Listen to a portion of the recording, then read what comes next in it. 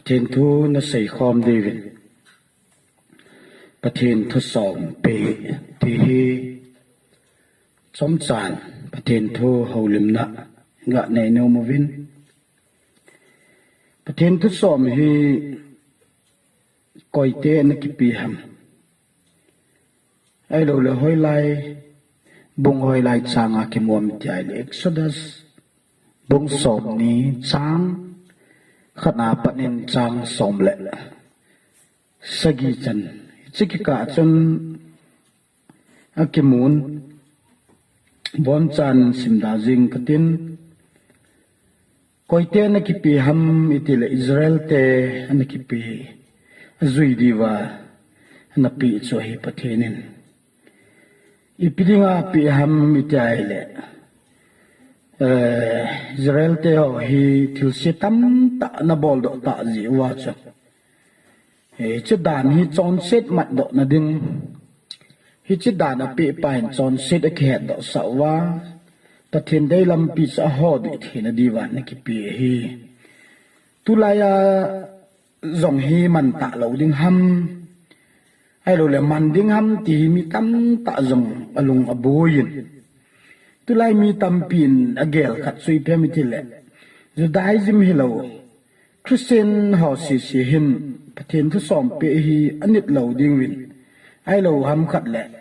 azui tạ lo diu da nin angai tu loi dòng su om ji nai chi chui lo hi christian ten dòngประเทศสองปีอินิดว่าสุดท้ายเลย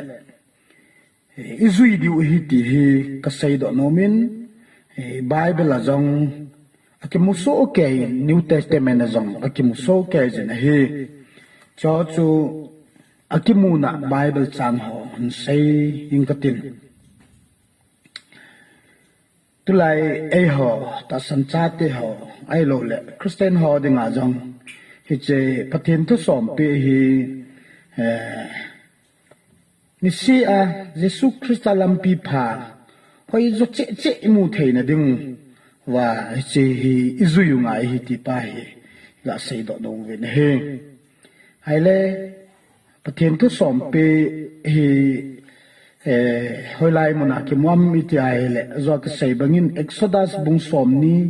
จางขนาปนาจางสมละสกิจนจิกิกะจนกิมูนเฮนิวเทสเตเมนต์กิมูนจงกันสิท่าดึงเห็นจิลายาฮีขัดนับเป็นอีปีกิมูอัมอีปีเสียมิตรไอเละเกยไตเราปะเทียนดังนั่นในเราดึงวะฮีเกยไตเราปะเทียนดังในหุ่นตินปะเทียนเสียนะเฮเอ็กซ์ดัสปุงซอมทำละลีจางซอมเละสกิอาจงชนกิมูนเฮสามnumber zakat sang khat na pat sang thum ma jong chun pakai kiti pathin hi hethe mun tin pakai hi wan lei sit sim nalake e sem thil zo sim a hi ti chu pakai hi pathin hi hethe mun ma hi e sim pau ma hin ti pa chu phatikai chan sei na hi chun thil simปัทนฮีไอเซียมปาฮีเตเฮลวายโลเลยปัทนฮีไอเซียมปาฮีเตียตาสัมโลที่สามนมโลลอยมีตั้งเต่าไม่ได้ไอวายนั่นละไบเบิลจุกิสามนมฮีจงแล้วปัทนสุไอเซียมปาฮีที่สุกิจิเซลินกิมุนเฮอันนี้นะดิ้งจนนางฮอนวานาฮิจงเล่ตุยจาฮิจงเล่เลยโนจาฮิจงเล่มิลิมเซมทูเฮาหุ่นเจจนมิลิมเซมทูเฮาหุ่นที่ทุสองปีละจนอันนี้สันสวยจลายจนเลวิติกัสบุงสมละกูจางลีของสุนอากิมุอินจนเลยนิวเทสเตเมนต์ละงะฟาร์ซันบุงจางสมนี่ละขัดของสุนอากิมุนะฮีมีมินทิลซิมทูไอหลอมขัดแหละมิลิมทิลซิมหอไอมันอิซิมทูมิลิมหอหอกิติปทินินได้เหล่าแปนสุดท้ายแท้แปน milim anga kuna pathin dang anga kun kiti hi pathinin adei lo ai ti hi kichi selin akimun hi Abrahamin apa tera en milim asim thuin se milim ho chu azu zin mi hon ki cho jiwin hozong ho jiwin sule aman jong ho jin hi je chun Abrahamin apa ko ma pa nangin che milim ho hi na simin pathinin na gelin na ho jin chichu hi lo ding hi nang le kai ai sim pathin hi chichu ho di hi ti le ma nom pon ji chun pathinin Abraham en kovin Abraham na gam lei set sule na phung na chang sule na chen na gam da han athi hi ji chun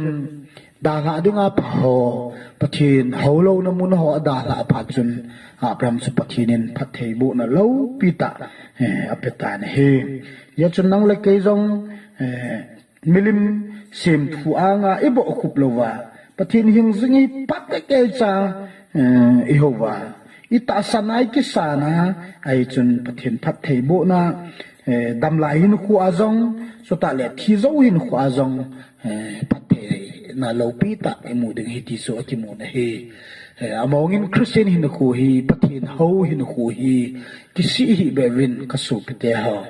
pathin ho kiti hi sum tabang he sum hi value amdan chu ipyami chai le thil tam ta ki mang hi chule sum hi te kanan zakat not zanga not som nga not ai lo le zani not kho amalang jong chu zani bang chu zani ai jengin anung lang jong so zani ai tho tho vin hi ti chu ipyami chai le amalang zani hin anung lang zakat ai tai ti chu kisai khapon chu ta le hitabang sum jong chu am pu na hi chi ja Christian te jong hi pathin ho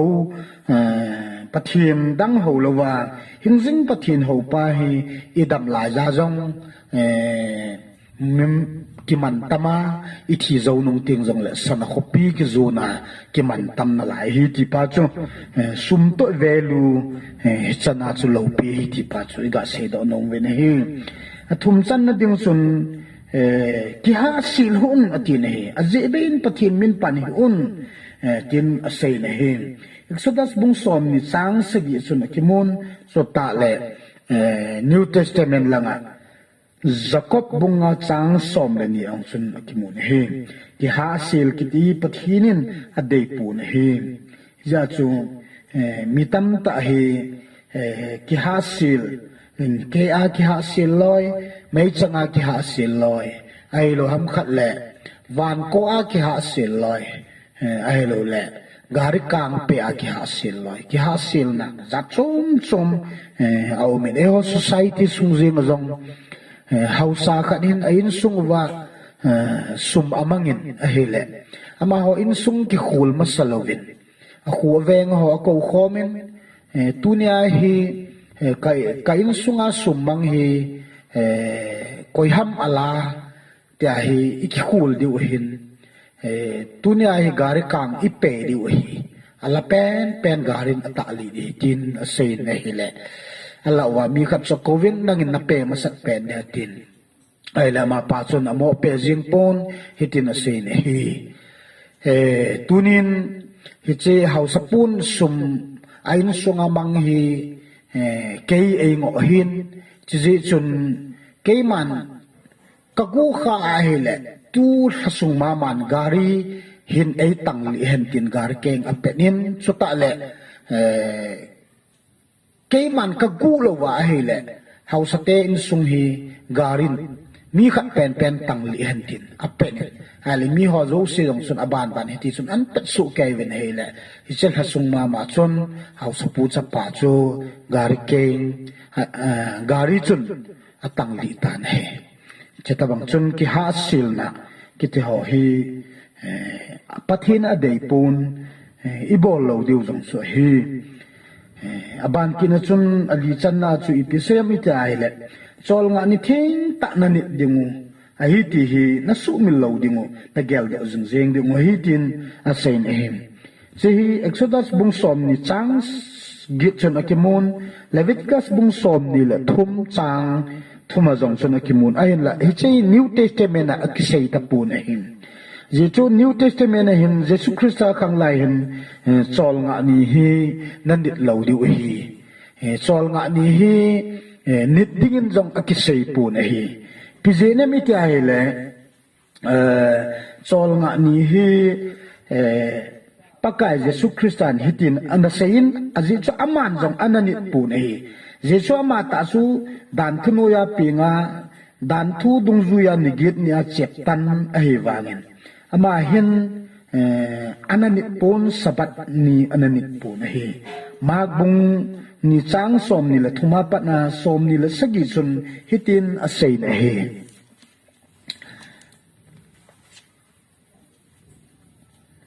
Chuen ahitin ahi chol nga nin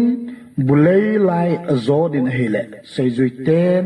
achi pumun changui asi pantavin ahi chuen farsai hon za wa vetani bola chol nga niya bol ngai lo abol ham ativin ahi chuen Jesu na za wa chol nga ni chu mem dinga kisim ahi chol nga ni dinga mihim kisim ahi poi chuti chu ahin mem chapa chu chol nga ni pakai jong hi ati chule bungthum changli chuni tin sei ne chuina zawa chol nga nia apha bol ngai ha asi bol ngai ham lagau hu in ngai ha su mang ngai ham ati na hi je chun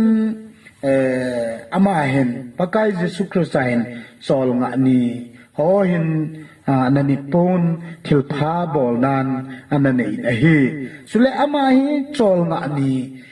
pakai chol nga nam nei pa chu ahi ti pa cho kitchen ten emun chong chu sei do nom chol nga ni pakai ke ma kai ti pa cho sei do nom ji a cho che chu na sei ahi sule sol sa te hon jong sabat ni hi ananit povin hobung masahon jong ananit povin hi je chu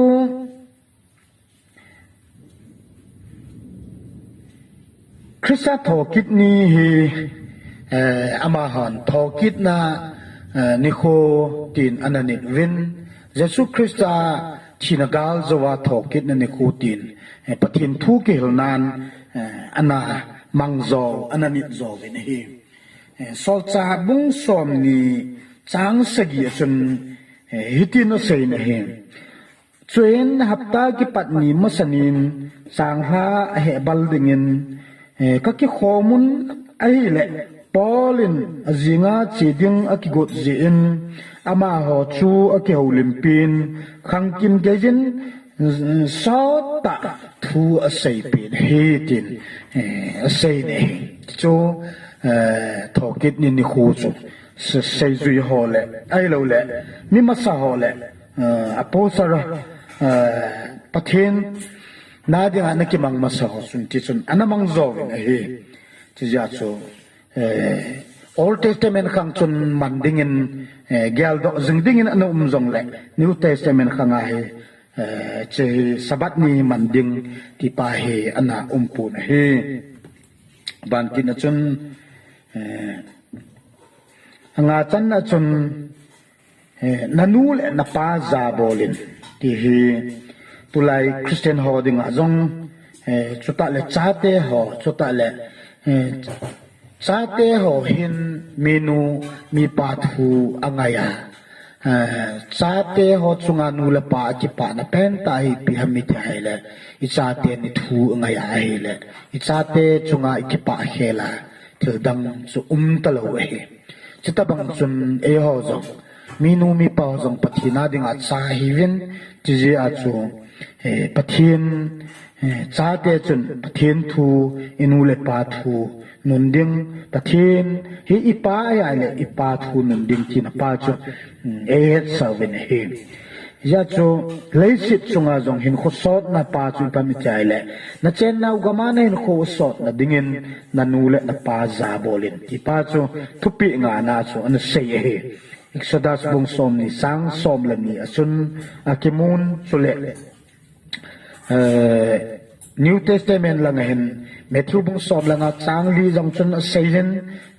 so le Ephesus bung gup chang khat chang ni chang thum ho jong chun akimun he ya chu nu le pa thu man hi phat thei chan na hi chen now le sit kam sunga di a mai lai hon namit na uba nama na pa du lai ti he tu ne ho jong cha ti ho inu le pa hi I pathin hi ti pa hi su min lo de hi ya chu pathin ging lo pathin za bo lo chu phat thei chang thei lo hi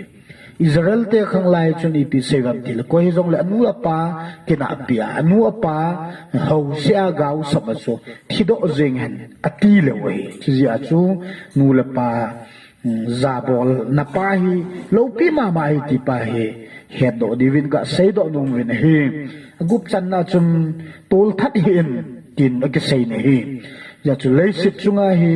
pathinin mi hi moi amalim le mela sima hin na hu ala khoma mi him chu ming asu hi ta ja chu tol na tha lo ding hi tin ei sei pi win hi ya chu tol tha ding hi pathina de lo hi exodus bung som ni chang som le thun chun kim win chu le First Peter bung li chang som langa azong sun New Testament lang sun mun tam ta sei ne Matthew bunga chang som ni la khat so tala Rom bung som la thum chang ku ti ho vel jong sun